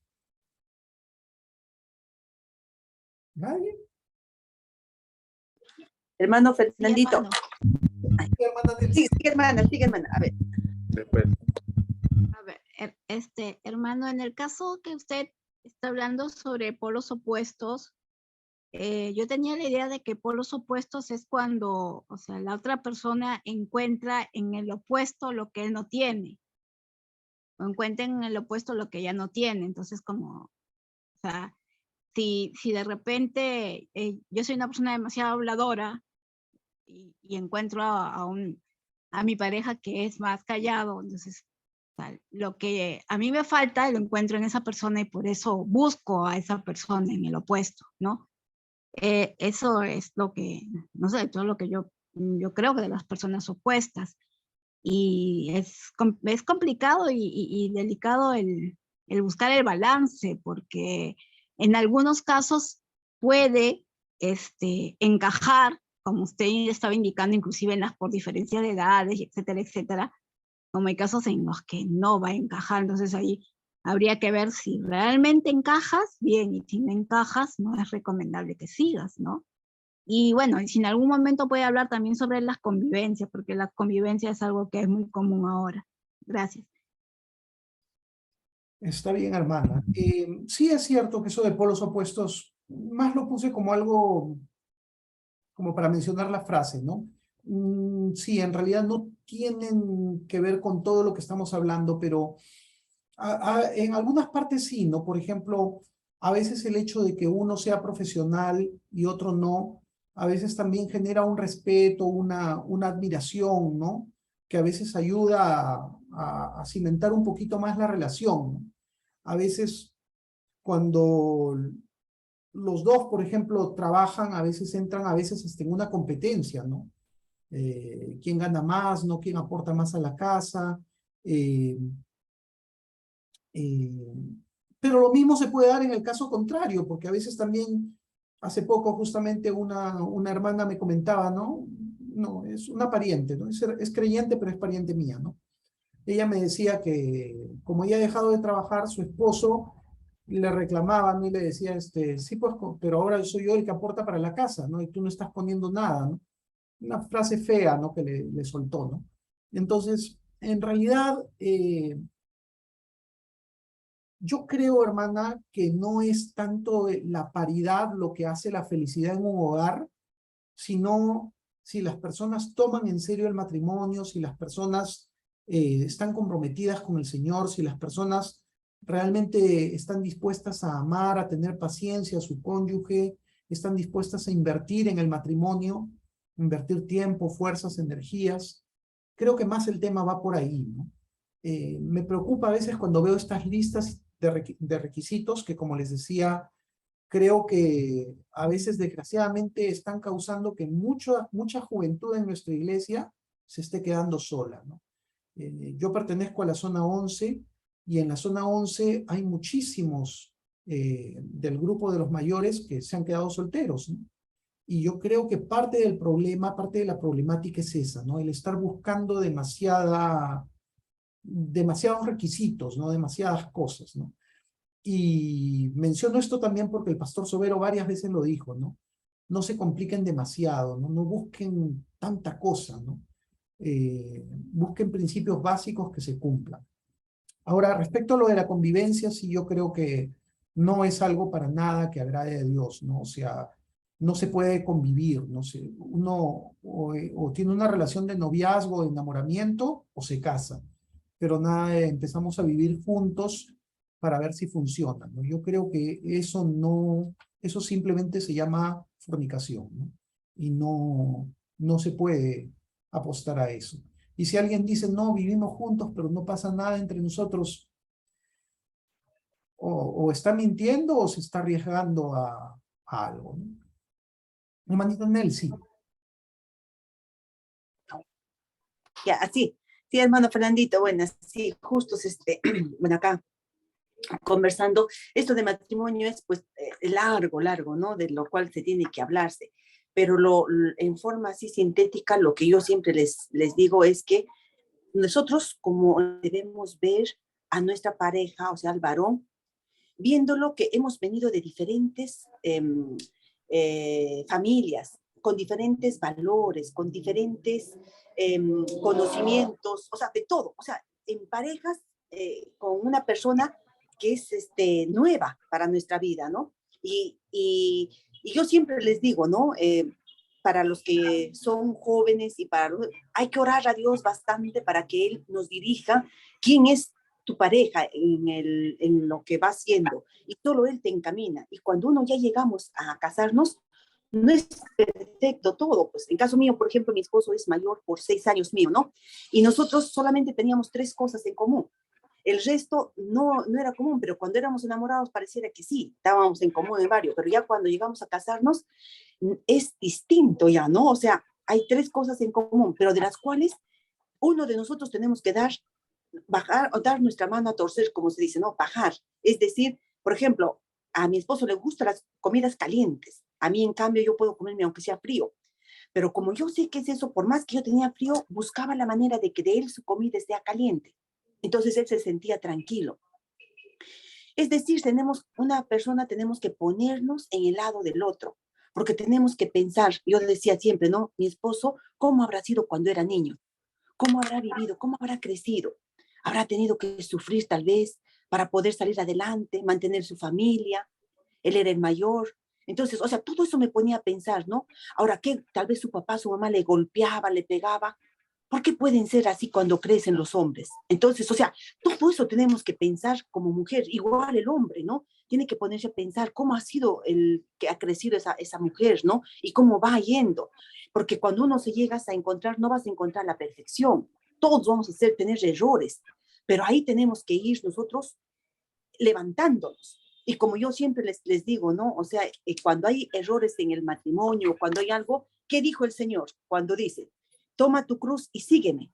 ¿Qué quiere decir eso? No quiere decir que nosotros pues nos casamos y va a ser todo felicidad. Nuestro esposo es la cruz. Él es mi cruz. Así que yo tengo que velar por él. Si yo dejo, por cualquier problema que tengamos, yo dejo que me separo de él, entonces habré perdido a la oveja de Dios. Y así yo predica a 100 personas y yo he perdido a esa oveja. Y entonces eso es lo que tenemos que pensar cuando estamos casados, de que debemos seguir orando por nuestra pareja y debemos seguir lidiando con los problemas que se puede ir teniendo para llegar a superar los dos, ambos. Y para eso está la comunicación, ¿no? Que se va dando en nosotros. Y bueno, y en el otro, como decía usted, hermano, bueno, hay problemas en la parte financiera, pues que hay que llevar la caja en uno solo. No puede llevar uno ni el otro, porque si no a la larga eso trae problemas. La caja financiera tiene que ser una sola bolsa, ¿no? Eso era, hermano Fernandito. Muchas gracias, hermana Nelcy. Muy, muy bien. Solo una pregunta, hermana Nelcy. Disculpe la indiscreción. Sí. ¿Usted a qué edad se casó? Uy, Dios mío, si yo le cuento eso, yo me casé jovencita. Y mira, fue mi esposo, mi primer enamorado. A ver, yo me casé más o menos serían los 21 años, 22 años. Y yo a los 15 años recibí al Señor, lo conocí también a él, pero para eso él todavía me llevaba por 6 años, así que por ahí ni le miraba. Cuando ya tuve 18 años, casi ya empezábamos a conversar más, ¿no? Y a los 19 años es que fuimos enamorados, porque yo estaba en la universidad y él fue mi primer enamorado, mi esposo, ¿no? Y luego de ahí ya a los 22 nos casamos.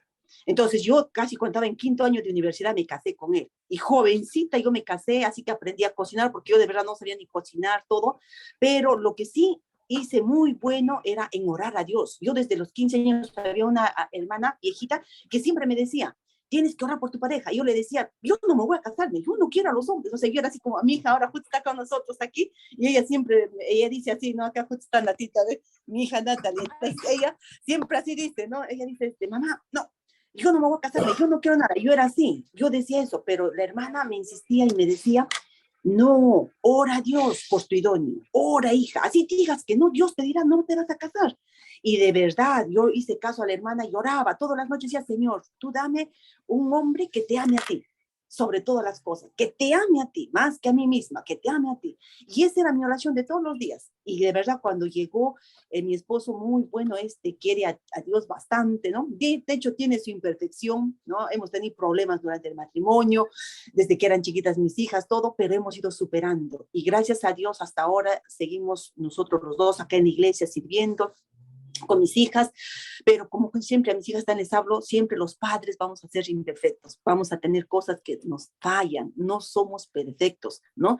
Pero damos lo más que podamos, y lo que yo más siempre resalto cuando hablamos yo con matrimonios, hablo bastante con hermanas, yo les digo, hermanas, le digo, esa es nuestra cruz de nosotros, nuestro esposo. No es fácil nuestra vida. Sería lindo, pues, que ya el Señor nos diga, ya te casaste y ahora diviértete. No, esa es nuestra cruz. Así que tenemos que orar. Como mujeres hay que doblar rodilla para que el Señor lo proteja donde está. ¿No? En caso, mi esposo ahorita está en Cusco. Él trabaja allá en Cusco, ¿no? Viene cada fin de semana, esta semana no pudo venir. Pero cuando él está allá, yo oro. Digo, Señor, cuídalo allá donde está. Tú protégelo, ampáralo. Porque si no oramos, por más que yo le llame, yo le digo, no, mi amorcito, ¿dónde estás? Estoy acá, estoy en Cusco. ¿Qué tal está en Cusco? Ya estoy en otro lado con otra persona y todo haciendo. Uno nunca hay que creer en esto, solo en Dios. Solo Dios lo cuida, solo Dios lo protege, y Él es el que los cuida y los prepara. Y eso es lo que siempre les aconsejo y les digo, ¿no? Tenemos que ser valientes y fuertes y confiar en Dios. No podemos dejarnos vencer por el enemigo. Solo Dios. Y a los jóvenes siempre les digo, no hay que buscar tanto de que mi esposo, por ejemplo, de mí es serio. Él es serio, ¿no? O sea, estricto parece, ¿no? Sí. Y yo soy, en cambio, la bromista, la que hago ahí chacota y de lo demás, ¿no? Entonces, imagínense, hemos sido distintos los dos, o sea, ni para decir que somos iguales, ¿no? Entonces, en muchas cosas somos distintos, pero nos hemos ido adaptando, ¿no? Yo también ya le bajo algunas veces, cuando ya le veo que se pone serio, yo le bajo, ¿no? Entonces, ya no hago muchas bromas, ¿no? Y él también en algunas cosas también me ayuda, ¿no? Entonces, esa es la forma de cómo se lleva. Ajá. Ya, hermanita. Sí, hermano, así es, hermano Fernando, ajá. Ya. ¿Usted piensa que el haberse casado joven le ayudó, o piensa que hubiera sido mejor esperar unos añitos más? Mira, hermano Fernando, ahora voy a bajar la voz porque estamos acá en donde están los pastores, en su oficina estamos. Ya, voy a bajar la voz. Sí. No, mire, yo pienso que si yo volviera a, como dicen, ¿no? A nacer todo, lo haría igualito, porque sé que Dios tuvo su tiempo perfecto. Yo terminé mi carrera, trabajé también un buen tiempo en mi carrera, hice todo como se debe. Tal vez ahora ya me dedico más a mis hijas, ya no trabajo. Me parece que todo fue al tiempo del Señor. Ahora lo entiendo. Quizás sí, cuando era más joven siempre decía, yo me hubiera esperado un poco más, hubiera gozado mi vida, hubiera trabajado, hubiera hecho, siempre había ese término de hubiera. Pero cuando pienso, digo, todo fue el tiempo perfecto al Señor, porque quizás si yo hubiera seguido trabajando, no me hubiera casado con mi esposo, hubiera buscado tal vez a otra persona, o tal vez me hubiera conocido con otros y hubiera tenido uno y terminaba con uno, estaba con otro y así. ¿Y qué hubiera sido de mi vida? Tal vez no hubiera tenido hijas, me hubiera quedado sola, no se sabe qué hubiera pasado, pero lo que me pasó me parece que fue en el tiempo perfecto, lo que decidió el Señor fue así, y yo me siento muy feliz con mis hijas, con mi esposo, y quizás no he gozado mi carrera un 100%, pero sí gozo a mis hijas y a mi esposo. Y eso es lo más importante. Y ahora espero tener mis yernos, y con mis yernos y disfrutar mis nietos algún día. Para apapachar a mis yernos. Hacer un comentario al respecto justamente, ¿no? Que es, nuestra sociedad ha retrasado mucho el tema del inicio del matrimonio, ¿no? O sea, actualmente la gente se casa de más de 30. En el pasado, la gente se casaba a veces de 17 años, ¿no? De 18 años. Muchísimos se casaban a los 20 y tantos, ¿no? ¿no? Una mujer de 28, 29 ya la veían que se estaba quedando solterona antes, ¿no? Hoy en día la tendencia es totalmente opuesta, ¿no? Cásate lo más tarde que puedas, ¿no? Disfruta tu vida, ¿no? El gran problema, sin embargo, que veo es que muchas veces cuando se retrasa mucho la formación de un hogar, ya después es más difícil, ¿no? porque nuestro carácter se acentúa más, nuestro carácter se vuelve más definido, nuestra manera de ver las cosas es más sólida, somos menos flexibles que cuando éramos jóvenes, ¿no?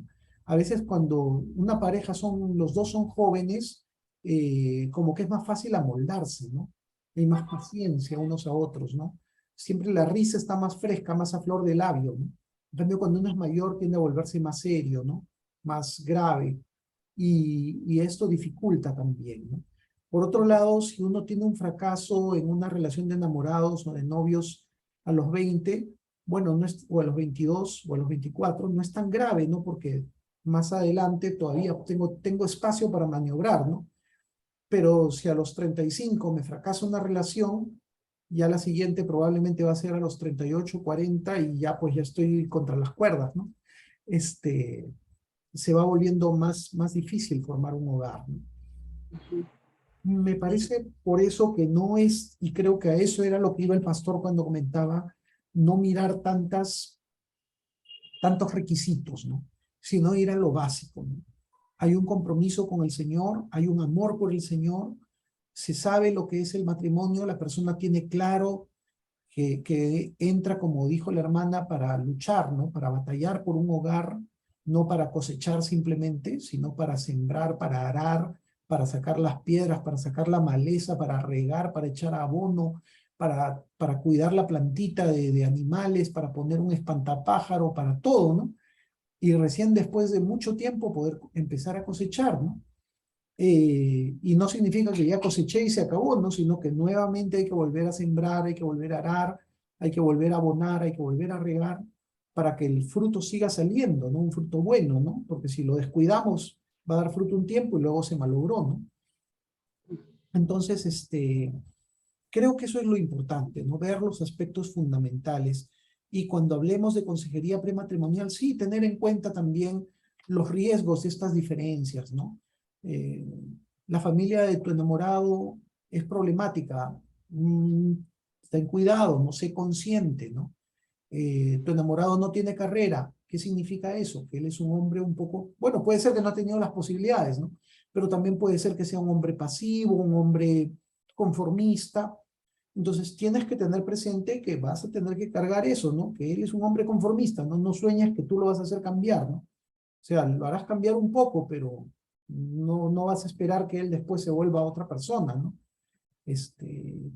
Entonces, sí tener presentes las diferencias, los factores que se mencionan acá, pero no tampoco creo que se trata de establecer una lista de requisitos interminable que después no voy a encontrar una persona adecuada, ¿no? Muy bien. Vamos a continuar con el punto 2. El punto 2 dice anticipar tensiones potenciales. O sea, es bueno que cuando una pareja se está preparando para el matrimonio, sean conscientes de lo que se viene, ¿no? Sean conscientes de que se vienen problemas económicos, problemas con la familia del cónyuge, problemas interpersonales, etcétera, ¿no? Que la persona esté preparada con un criterio realista de lo que es una pareja, ¿no? Algo que a veces a mí me preocupa un poco en nuestra iglesia es el tema de que estamos sectorizados. O sea, al haber zonas, ¿qué ocurre? Que muchos jóvenes tienen relación cero con personas adultas. Tienen relación cero con ancianos, con matrimonios. Entonces, probablemente son jóvenes que están en la iglesia, pero que sus papás no van a la iglesia. Entonces, no saben lo que es un matrimonio cristiano. En una iglesia un poco más chica, una ventaja que hay es que, por ejemplo, yo en mi juventud conocía a matrimonios cristianos mayores, ¿no? Y conversaba con ellos, interactuaba con ellos en mi iglesita, y esto me enseñó muchas cosas, ¿no?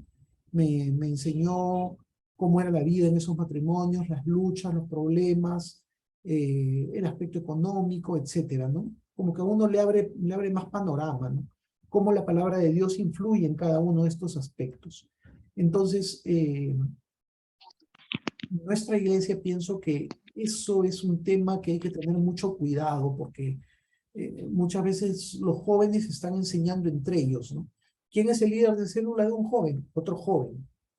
Entonces, ¿qué le puede enseñar en cuanto a, por ejemplo, los problemas que hay en los trabajos, los problemas que hay en el matrimonio, los problemas que hay de salud más adelante? Nadie, ¿no? Porque entre jóvenes nomás, ¿no? Con su nivel de experiencia se están enseñando, ¿no? Pienso que hay que tener cuidado con ese aspecto, ¿no? Y por eso la consejería a los jóvenes, antes había un curso que era muy bonito que se llamaba SOFI, que era muy famoso en la iglesia. Creo que ahorita ya no lo están dando, ¿no? No recuerdo haber visto SOFI últimamente. Y este era un curso que ayudó a muchos, ¿no? Nos abrió los ojos a bastantes de nosotros. Bien, vamos a continuar.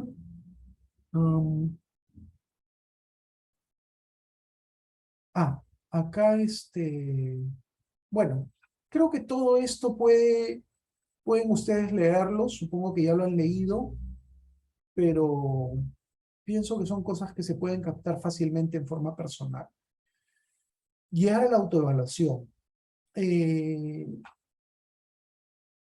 Cuando estamos apoyando a una pareja o a una persona que se está preparando para el matrimonio, tenemos que ayudarla a que esta persona se examine a sí misma, ¿no? Y se mire cómo soy, quién soy, qué defectos tengo.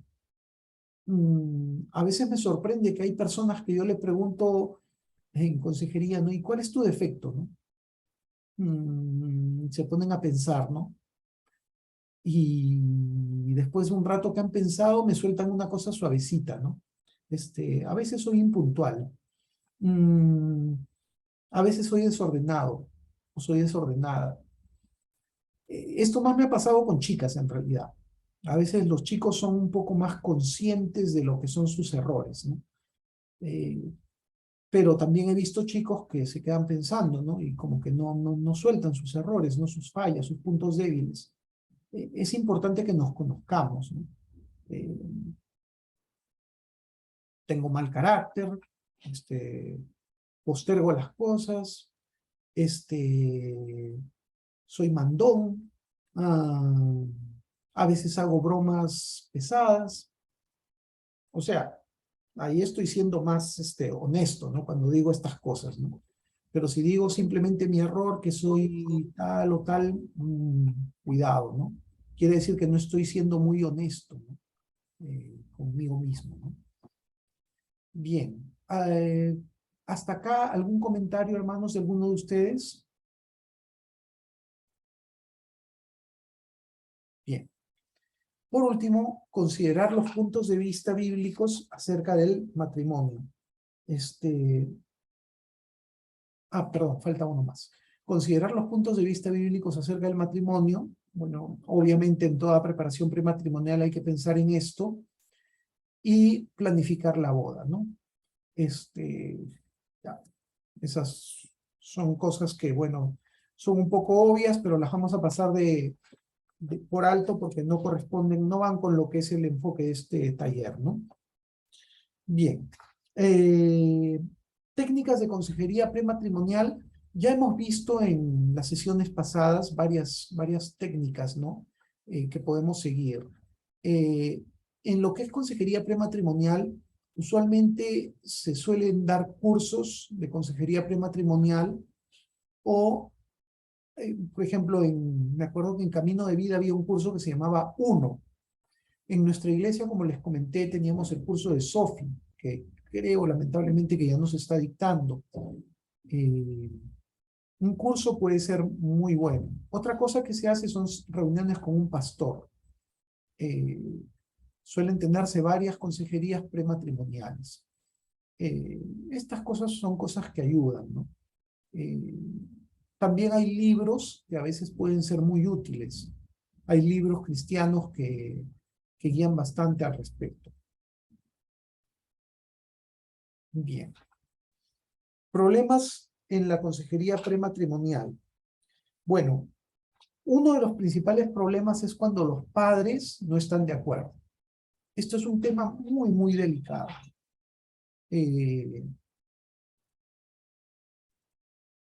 Usualmente yo pienso que este es uno de los temas que más nos debería hacer dudar respecto a casarnos o no. Sin embargo, también hay que tener en cuenta cuál es la visión de los padres al respecto, ¿no? Yo me acuerdo, conocí hace años a 3 jóvenes, 3 señoritas, que eran muy bonitas. Y me contaron que una vez su mamá dijo, no, mis hijas son princesas y por tanto se tienen que casar con príncipes. Entonces, la hermana les ponía peros a todos los enamorados que traían las chicas, porque no tenían dinero, no eran profesionales, no tenían buena presencia, etc. Al final, una de ellas se casó sin permiso de la mamá, prácticamente a escondidas lo hizo. La otra se quedó soltera y otra se casó ya tarde, ¿no? Y también en desacuerdo de la mamá, ¿no? Si lo que el padre o la madre dicen son argumentos mundanos, ¿no? Por ejemplo, no, él no tiene dinero, ¿no? No, él es muy feo para ti o muy fea para ti. Esos no son argumentos que deberían de pesar tanto como, por ejemplo, si el padre dice, hijo, no estoy de acuerdo por el carácter de esta persona, no me gusta su carácter. Hijo, no veo que sea una persona que te va a comprender o que te va a hacer feliz. No me inspira confianza esa persona. Ese tipo de argumentos son de peso. No tengo, mira, cuando oro no tengo paz, ¿no?, respecto a esto. Todos esos sí son argumentos que deben de tomarse en cuenta. Pero si se trata de criterios, por ejemplo, no, yo quisiera que te cases con fulano, que él sí, no es un chico a uno.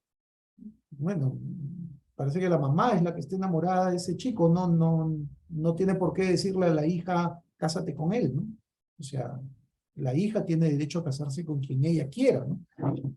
Pero como les digo, si los argumentos que da el padre o la madre son argumentos sólidos, deben de ser escuchados. Y es muy delicado que una pareja se case con desaprobación paterna. No sé si de esto hay algún comentario, algo.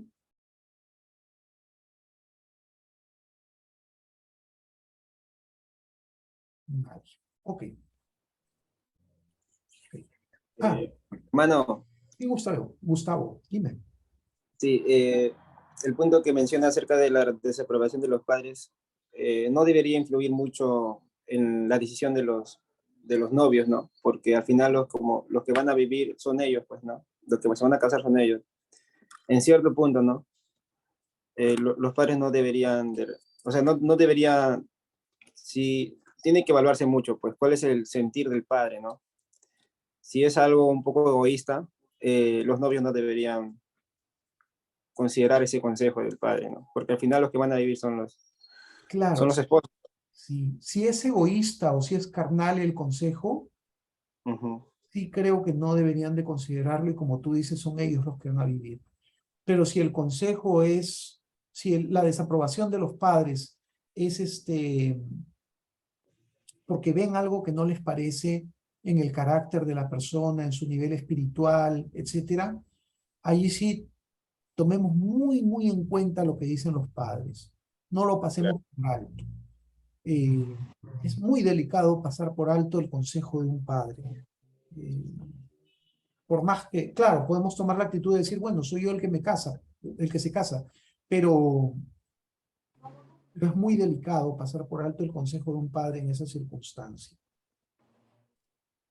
No sé si con esto, no sé si quieres añadir algo más, si está bien, no sé. Sí, está bien por mi lado. María Elisa. Sí, o sea, cuando el concepto del padre se convierte en algo muy material o muy superficial, ¿no? podría ser que sí, no debería ser tan considerado. Pero hay casos en los que, supongamos, por experiencia propia, porque por eso todos vivimos etapas, ¿no? Entonces los padres por experiencia saben que puede ser bueno, que no, y conocen a los hijos, porque no se le puede quitar que el padre, por más bueno o malo, conoce a su hijo de todas maneras.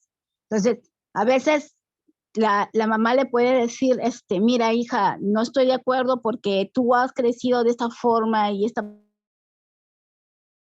persona es distinta y te va a chocar si te casas porque tú no estás acostumbrada y de repente ella no le hace caso y le dice, no, mamá, no pasa nada, yo lo quiero y todo. Y cuando ya se casó, ya se comprometió, entonces ahí recién ella se da cuenta que cometió un grave error, ¿no? Que debió de haber seguido el consejo de su mamá. Entonces, como usted dice, es bien delicado, pero o sea, no se puede dejar de lado siempre el concepto de los papás. Mientras no sea superficial ni material, ¿no? Yo creo que se tiene que valorar el consejo de los padres siempre, ¿no?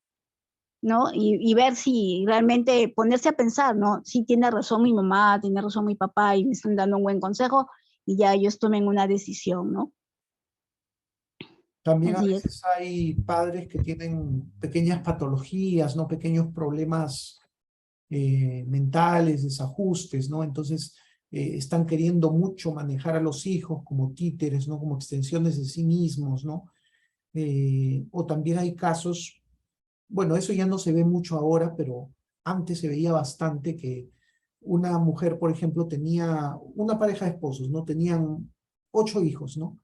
Y decían, fulano, que no se case para que nos cuide, ¿no? Cuando seamos viejos. O sea, los otros 7 que hagan su vida y se vayan, pero este que se quede. Y pasaba eso, ¿no? Que a veces había un hijo al cual se le elegía para que se quede con los padres acompañándolos. Entonces, sí, son cosas que bueno, descalifican un poco el consejo, pero como estamos hablando es muy delicado y no tomemos a la ligera el rebelarnos contra, el enseñar a que alguien se rebele contra el consejo paterno. Muy delicado. Yo pienso que si se piensa pasar por encima del consejo paterno, tiene que ser con intervención de un pastor necesariamente. Sí, hermanita María Elisa. Hermano, también un punto bien interesante que una vez vi, aquellos padres que no quieren que a sus hijos le pase lo que le pasó, Ajá. ¿cierto? Bueno, yo una vez vi un caso en el que la mamá, bueno, tuvo una muy mala experiencia, ¿no? Y por esa mala experiencia terminó encerrando a la hija y no quería que se viera con nadie. Y le decían, pero ¿por qué la encierras? Es que yo no quiero que a mi hija le pase lo que a mí me pasó. Y eso, bueno, es obligar a que la hija pues cometa peor otro error, ¿no? Porque la chica se puede fugar y se casa por darle la contra a la mamá, ¿no? O sea, eso es como, no sé si meterlo dentro de un caso patológico, ¿no? La señora estaba afectada por lo sucedido y ese trauma terminó pues perjudicando el futuro de su hija, ¿no? Yo creo que sí, que ya entra un poquito en lo patológico eso. Hermanos queridos, nos faltan algunos puntitos de este capítulo, pero ya también la hora es avanzada, no quiero abusar de ustedes. Mejor lo continuamos donde nos estamos quedando la próxima. Yo estoy pensando tener 2 sesiones más. Quisiera sus opiniones también, si pueden me escriben en forma personal, no en el grupo, sino me escriben en forma personal y me dicen qué opinan. Yo sé que faltan varios capítulos, estoy pensando pasar por alto algunos capítulos, pero quisiera sus opiniones también. Pero en principio mi plan es tener 2 sesiones más y terminar. ¿Está bien? Entonces ya lo dejamos acá. Vamos a orar para terminar. Y también de repente, no sé si alguien quiere decir algo, lo aprovecha para decirlo. ¿Alguien quiere comentar algo antes de terminar o no?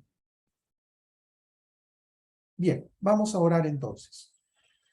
Padre Santo, gracias Señor por esta tarde, porque tú nos has ayudado, tú nos has guiado, Señor. Gracias por las opiniones de mis hermanos, de mis hermanas que han enriquecido, Señor, esto que hemos visto. Ayúdanos, Señor, permítenos ser obreros tuyos, ser siervos tuyos, que bendigamos, que ayudemos, Señor, a nuestros hermanos en todas sus luchas, en todas sus batallas que tienen, Y que también estas pequeñas enseñanzas, Señor, nos puedan ayudar en nuestra propia vida, Señor, que las tomemos en cuenta para ponerlas en práctica, Señor. Que no seamos maestros que no aplican lo que enseñan, Señor, sino que primero lo vivamos para poderlo enseñar o poder compartir mejor, Señor. Gracias, Padre, que tu misericordia esté con nosotros, que esté con el ministerio, Señor, que este ministerio Bethesda pueda ser de bendición para el prójimo, Señor, y que nuestras vidas te glorifiquen. Te lo pedimos todo en el nombre de nuestro Señor Jesucristo. Amén. Amén, hermanos. Dios les bendiga. Dios le bendiga, hermano. Gracias por lo que Dios le bendiga, bendiciones. Hermano Fernando, gracias. Bendiciones, Hasta luego. hermano. Para Nos vemos, todos. Jessy. Muchas gracias. Chao, hermanos. Sí, Gustavo, gracias. Gracias. Gracias. Chao, hermano. Chao. Hermano. Chao, María Elisa. Chao, Carmela. Chao, hermano Fernando. Hasta luego, hermano. Bendiciones para todos. Adiós. Gracias. Acabó ya.